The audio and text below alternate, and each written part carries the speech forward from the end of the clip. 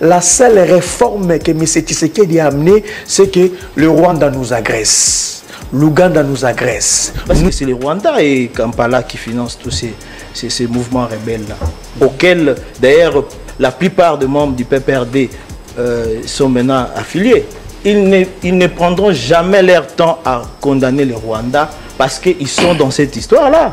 Donc je voulais vraiment chercher à comprendre qui est derrière les erreurs médiatiques d'Augustin Kabouya. Et voilà, il est là, il vient se dévoiler aujourd'hui. Il s'appelle Moulumba. Il est le conseiller en communication d'Augustin Kabouya. Voilà le vrai coupable, c'est ce monsieur qui est venu se présenter, s'offrir au peuple congolais. Donc quand vous voyez Augustin Kabouya tergiverser dans sa communication, ça vient de ce monsieur. Un élément sur ces erreurs. Il vient encore de nous le dire ici. Augustin Kabouya pèse sans rire. Il dit que j'ai donné des jeeps aux députés provinciaux parce que c'était une motivation. Franchement. Et c'est le monsieur qui a peaufiné ces éléments de langage, tout ça, pour donner à Augustin Kabouya. Il vient s'offrir comme ça. Je vous conseillerais de ne pas venir à la télévision pour nous provoquer. Tant mieux de rester dans votre bureau, continuer à entretenir Augustin Kabouya que de nous provoquer de la sorte. Cher conseiller en communication d'Augustin Kabouya, moi je suis le secrétaire national en charge de la communication du parti de Kabila. Je suis le porte-parole du parti de Kabila. Il ne faut pas suivre des discours incendiaires comme je viens d'attendre auprès de mon ami. J'estime que nous sommes victimes d'un complot international à cause de minerais que nous avons. Nous devons soutenir le président Félix. Des stratégies sont mises en place aujourd'hui. Vous aviez chanté chez vous là que s'il y a l'insécurité à l'Est, c'est parce que Kabila était rwandais, Kabila était ougandais, c'était Kabila qui était à la base. À aucun moment, les gens de l'IDPS ont apporté leur soutien à Kabila, sachant que c'était un complot international. Le jour où on va décider d'entrer à guerre avec le Rwanda, Kigali sera en poussière dans quelques minutes. Vous avez dit que nous avons encore de la tolérance, on ne s'est pas encore décidé, on observe. Quelle insulte, monsieur. Quelle insulte à l'endroit de milliers de Congolais qui décèdent, qui sont morts. Donc pour vous, vous attendez qu'on puisse compter, entasser des morts. Et c'est par après que vous viendrez décider. Ça, vous gérez une ONG, vous gérez votre boutique, vous confondez votre parti là de l'imiter ou vous parlez de l'État congolais. Bonjour mesdames, messieurs, bienvenue dans cette nouvelle vidéo centrée sur l'analyse des débats politiques. Et comme vous savez, chaque fois, on a l'habitude de vous présenter deux intervenants qui s'affrontent. Souvent, on prend l'un du côté de l'opposition et l'autre du côté de la majorité. Et aujourd'hui, mesdames, messieurs, nous allons présenter Aristote Ngarimé, qui est cadre du PPRD, en charge de communication. Et face à lui, Hervé Moulumba, conseiller en communication de Augustin Kabouya, le secrétaire général de l'UDPS, parti présidentiel. Alors, vous comprenez déjà que de l'autre côté, nous avons Aristote qui fait partie de l'opposition et de l'autre côté, nous avons Hervé Moulumba qui fait partie de la majorité, les pouvoirs en place. Et puis, les deux intervenants vont s'affronter sur un sujet d'actualité, la guerre à l'Est. Alors, mais on commence avec Aristote Ngarimé, on commence avec les opposants. On commence avec Aristote Ngarimé sur une question qui est simple. Quelle est sa lecture par rapport à la situation sécuritaire? Vous savez, il y a une différence entre défense et sécurité. Mais ce Félix Tshisekedi a échoué sur le plan de défense, il a également échoué sur le plan de la sécurité. En réalité, lorsqu'on parle de la défense, c'est tout simplement la prévention contre de menaces, la prévention de menaces contre votre pays. De menaces qui proviennent de l'extérieur, notamment contre votre pays, contre votre État. Ça, c'est ce qui résume ce qu'on appelle la défense. Et sur le plan de la défense, la seule réforme que M. Tshisekedi a amenée, c'est que le Rwanda nous agresse. L'Ouganda nous agresse, nous sommes agressés. Donc, s'agissant de menaces, la prévention de menaces, il ne sait pas comment s'y prendre, aucune recette à ce niveau. Il suffit de lire les rapports de groupes d'experts des Nations Unies, vous allez vous rendre compte que M. Félix Tshisekedi ne fait que pleurnicher nous sommes agressés. Mais quel est le rôle de la défense? Un État est État, un État de droit n'est qu'un État de droit lorsque vous activez ce qu'on appelle la défense du territoire national. Aujourd'hui, le Rwanda nous agresse, l'Ouganda et tant d'autres, mais ce fait, c'est qu'il ne fait que pleurnicher. Donc, à ce point, il a échoué lamentablement, il n'y a même pas eu de débat. Nous parlons de... Maintenant, quand on quitte la défense, on parle de la sécurité. La sécurité n'est rien d'autre que la protection intérieure de nos frontières. D'abord, la défense est réservée à nos forces armées, la sécurité est réservée à la gendarmerie et à la police. Donc, sur le plan intérieur de notre nation, il y a également insécurité. Aujourd'hui, je vous dis, chers messieurs, il y a plus de 1,6 million de déplacés de guerre. Ce n'est pas moi, c'est le rapport d'experts des Nations Unies. On nous présente qu'il y a des déplacés au niveau interne. Tout simplement parce que la sécurité, la protection des populations n'a pas été réellement au rendez-vous du pouvoir de M. Félix Tshisekedi. Sur le plan sécuritaire, il a échoué. Sur le plan de la défense, il a échoué. Mais M. Félix Tshisekedi n'a plus une autre solution que d'essayer d'initier des pourparlers, des dialogues, des échanges, ainsi de suite. Mais on va voir la stratégie politique, ou soit de la communication politique derrière son intervention. Aristote Ngarimé utilise une stratégie d'attaque directe pour établir sa crédibilité étant qu'opposant. En pointant du doigt les échecs du président de la République, il cherche à galvaniser l'opinion publique et à se positionner comme un défenseur des intérêts généraux. Alors, le ministre ayant la défense dans ses attributions, il faut encore rappeler ici, il ne connaît rien de la défense à un infirmier. Il ne connaît absolument rien de la défense. C'est un infirmier qu'on a placé là-bas pour suivre les affaires courantes, commencer à faire des rapports. Mais lui-même, un infirmier, il ne connaît absolument aucune notion de la défense, mon Danvita. Donc, M. Félix Tshisekedi est un échec. Ah bon, je vois bien. En critiquant la nomination du ministre de la Défense, Aristote Ngarimé cherchait à discréditer, parce qu'on doit le dire, cherchait à discréditer le gouvernement en le présentant comme incompétent. Et cela renforce son message selon lequel le leadership actuel n'est pas à la hauteur de défis sécuritaires. Pourquoi passer tout son temps à citer M. Félix Tshisekedi a échoué? On vous a posé la question de savoir quelle est votre position par rapport à ce qui se passe à l'Est. Voici maintenant notre position. Pas notre position, ma position. J'estime que nous sommes victimes d'un complot international à cause de minerais que nous avons. Et je me dis, jusque-là, nous pensons que la solution diplomatique peut être la voie par laquelle on peut atteindre la paix. Et lorsqu'il prend la parole, Hervé Mulumba réagit directement en estimant que son adversaire est à côté de la plaque. Et là, il défend directement le chef de l'État. Parce que c'est ça, lorsque l'opposition critique, vous, étant que majorité, étant que pouvoir en place, vous devez défendre. Et c'est ce qu'a fait Hervé Mulumba. Donc, il a défendu le chef de l'État en rappelant que la guerre de l'Est ne date pas d'aujourd'hui et il s'agit d'un complot international. Maintenant, quelle est la dimension communicationnelle dans son intervention? La stratégie communicationnelle qu'il a utilisée.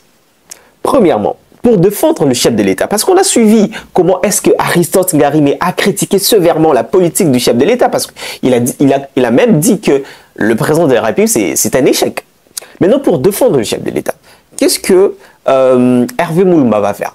Il va premièrement détourner la responsabilité de cette situation sécuritaire en blâmant le facteur extérieur, donc l'opinion internationale. Donc, on comprend qu'il vise à renforcer la légitimité du président de la République après l'intervention d'Aristote Ngarimé. Deuxièmement, en présentant le pays comme victime, il cherche à susciter de l'empathie et à créer un sentiment de l'unité nationale. Et ensuite, il continue en estimant que la voie diplomatique est la solution pour atteindre la paix. Mais ce qui m'a beaucoup plus intéressé dans son intervention, bien sûr, c'est lorsqu'il a utilisé le discours du chef de l'État pendant la campagne électorale. Bon, je vous laisse découvrir. Mais lorsque nous serons au bout de notre patience, la RDC va se prendre en charge. C'est-à-dire quoi? Donc là, on est encore tolérant, on est encore patient. Oui, patient parce que patient parce que il y a quand même une pression extérieure sur nous. Il faut les reconnaître. Alors, vous savez que Goma n'est pas si loin de Kigali. Si aujourd'hui la RDC décide réellement d'entrer en guerre avec le Rwanda, parce que c'est le Rwanda et Kampala qui financent tous ces mouvements rebelles-là, auxquels d'ailleurs la plupart des membres du PPRD sont maintenant affiliés. Ils ne prendront jamais leur temps à condamner le Rwanda parce qu'ils sont dans cette histoire-là. Alors, le jour où on va décider d'entrer à guerre avec le Rwanda, Kigali sera en poussière dans quelques minutes. Vous avez dit que nous sommes en patients, mais qu'est-ce qui nous empêche pour atteindre Kinshasa, l'air prendra beaucoup de temps. Mais nous, pour atteindre Kigali, c'est dans quelques minutes. Alors, retenez cette partie, que ces discours sera utilisé par son adversaire Aristote Ngarimé pour l'attaquer sévèrement. Là, je peux vous promettre.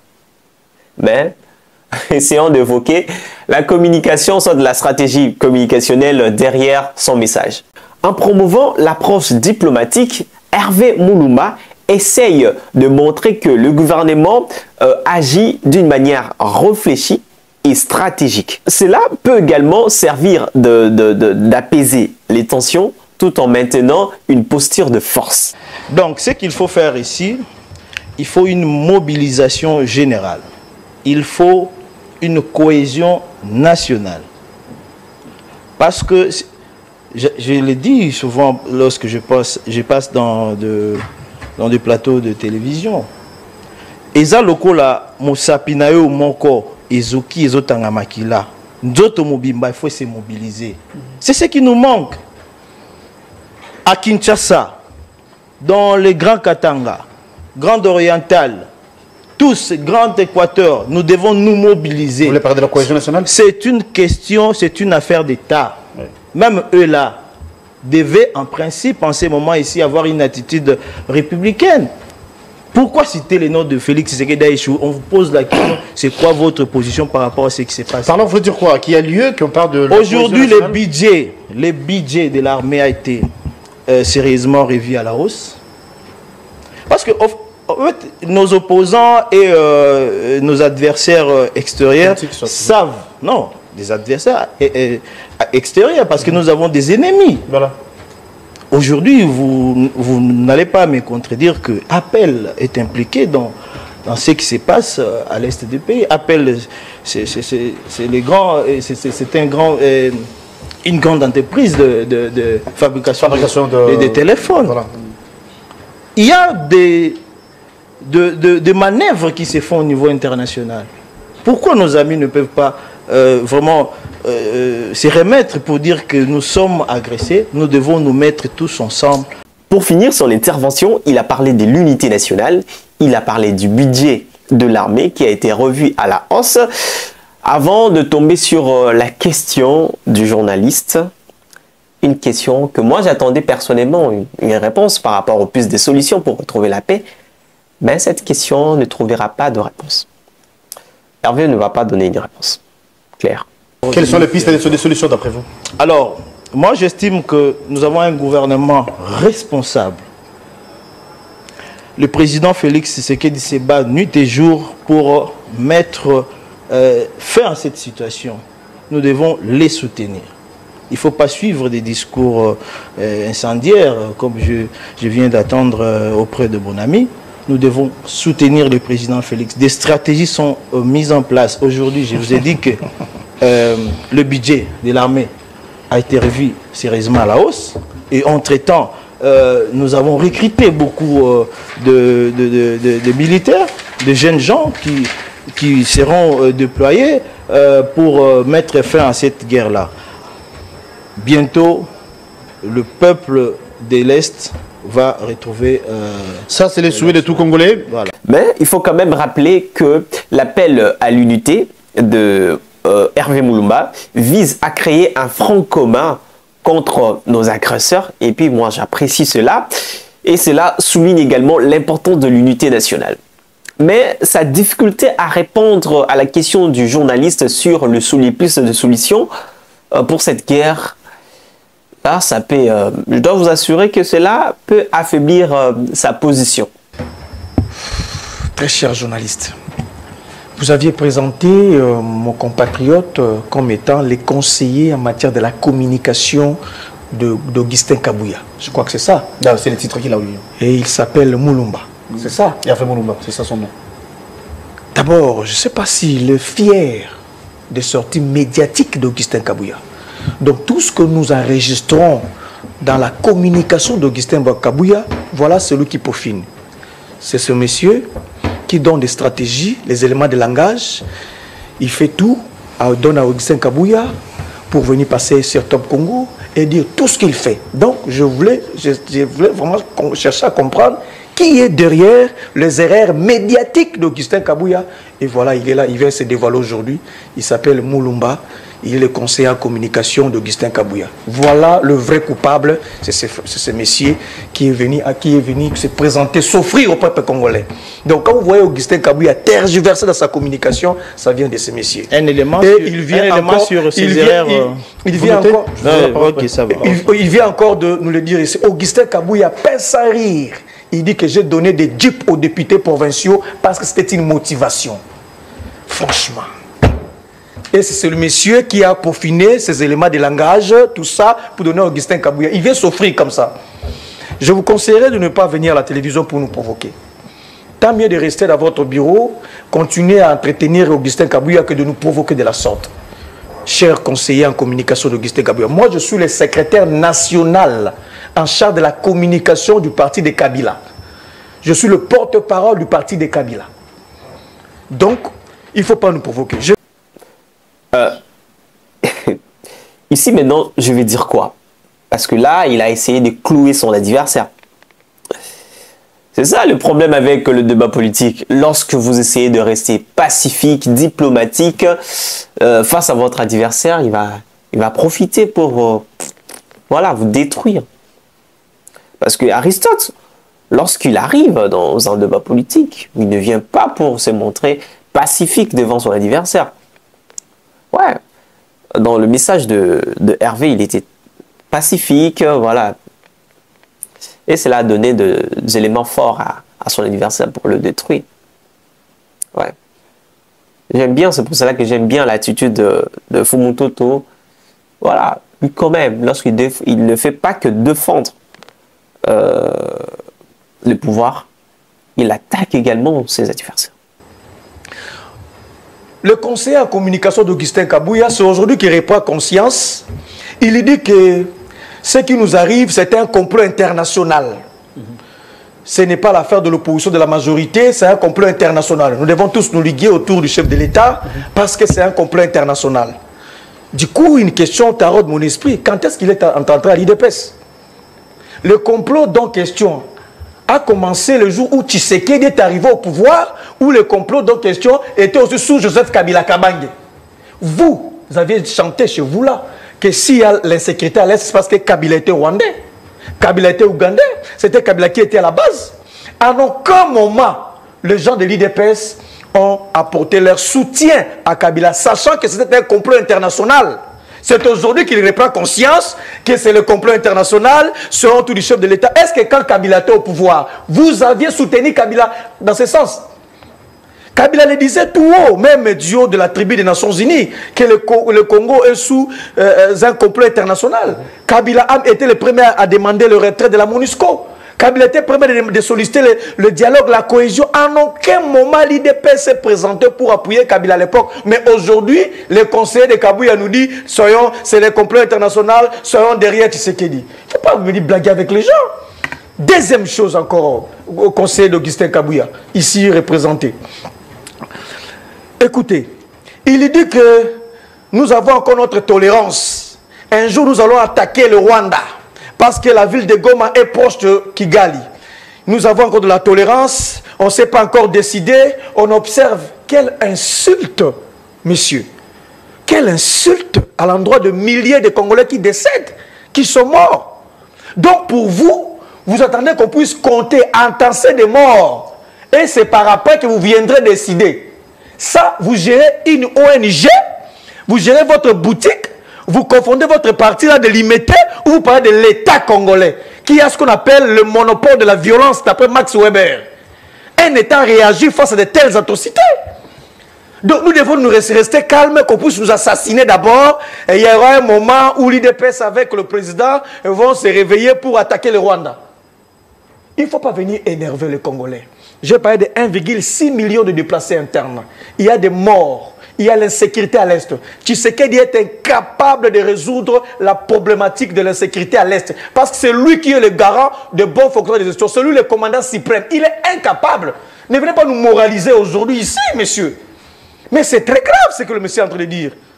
Vous dites que le PPRD, le jour où Kabila a fait la remise et reprise avec Tshisekedi, Kabila a donné à Tshisekedi 2 345 410 km².